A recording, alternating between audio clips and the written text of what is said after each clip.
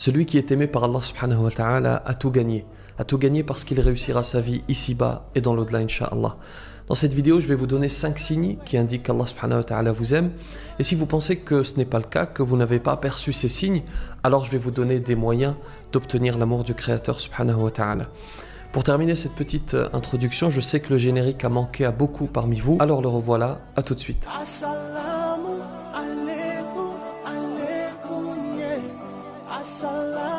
Bismillahirrahmanirrahim, assalamu alaikum wa rahmatullahi wa barakatuh. Le premier signe de l'amour d'Allah subhanahu wa ta'ala, c'est ce que rapporte le prophète sallallahu alayhi wa sallam dans un hadith lorsqu'il dit ceci, écoutez bien, c'est précis. Lorsqu'Allah subhanahu wa ta'ala aime un serviteur, il le protège de la vie d'ici-bas, comme l'un d'entre vous protège son proche, qui est malade, d'être touché par de l'eau. Alors, je vais détailler bien sûr. Il vous est peut-être déjà arrivé de vouloir quelque chose de ce bas monde. Vous le voulez avec insistance, mais vous ne l'avez pas. Vous vous mobilisez corps et âme pour l'avoir et au final vous ne l'avez pas et vous ne comprenez pas pourquoi. En fait, Allah subhanahu wa ta'ala vous a protégé en vous en privant. Et cette chose que vous désirez, elle était peut-être même halal. Regardez l'exemple qui est donné dans le hadith. Lorsqu'Allah subhanahu wa ta'ala aime un serviteur, il le protège de la vie d'ici-bas, comme l'un d'entre vous protège son proche qui est malade, d'être touché par de l'eau.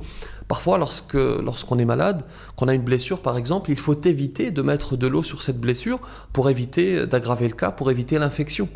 L'eau est pourtant halal, mais dans ce cas précis, elle est mauvaise pour l'être humain. De la même manière, Allah subhanahu wa ta'ala nous protège parfois contre ce que nous voulons, même si c'est halal, parce qu'il sait que cette chose est mauvaise pour nous. Vous avez donc un projet, par exemple, vous le voulez avec insistance, mais ça n'aboutit pas, le temps passe, et vous comprenez qu'en fait c'était un mal pour vous. Allah subhanahu wa ta'ala vous a protégé parce qu'il vous aime.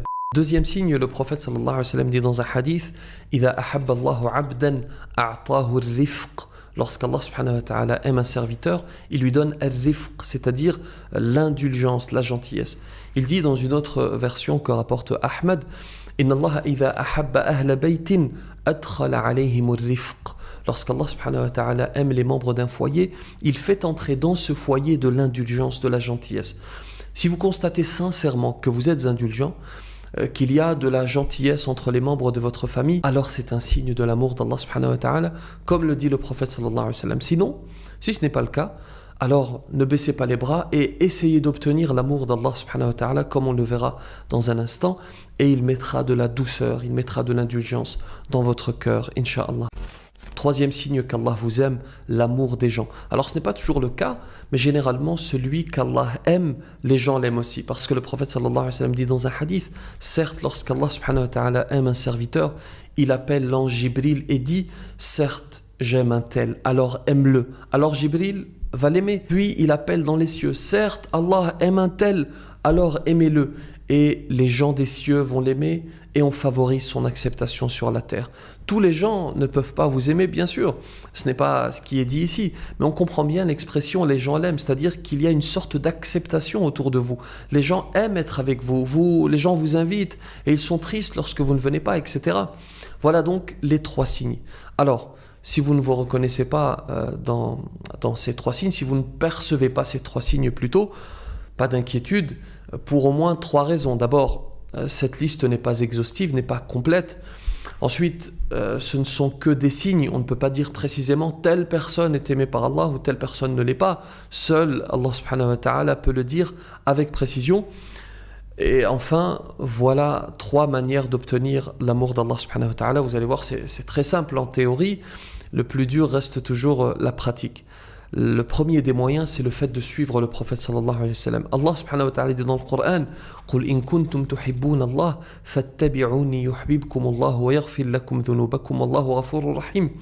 Suivre le prophète sallallahu alayhi wa sallam, c'est suivre ses enseignements, dont par exemple le fait de ne pas faire ce qui provoque la colère d'Allah subhanahu wa ta'ala, le fait de prendre de son temps pour adorer le Créateur subhanahu wa ta'ala. Le deuxième des moyens pour obtenir cet amour, c'est de faire ce qui est surérogatoire, comme les prières en plus par exemple. Allah subhanahu wa ta'ala dit dans un hadith qudsi, mon serviteur ne cesse de s'approcher de moi par les œuvres surérogatoires jusqu'à ce que je l'aime. Voilà un moyen concret. Faire des prières en plus des 5 prières obligatoires, faire du dhikr, réciter le Coran aussi souvent que possible, etc. Vous connaissez bien sûr tout ce qui est surérogatoire. Troisième moyen d'obtenir l'amour d'Allah subhanahu wa ta'ala, le fait de s'aimer les uns les autres pour Allah subhanahu wa ta'ala et non pas pour un intérêt quelconque.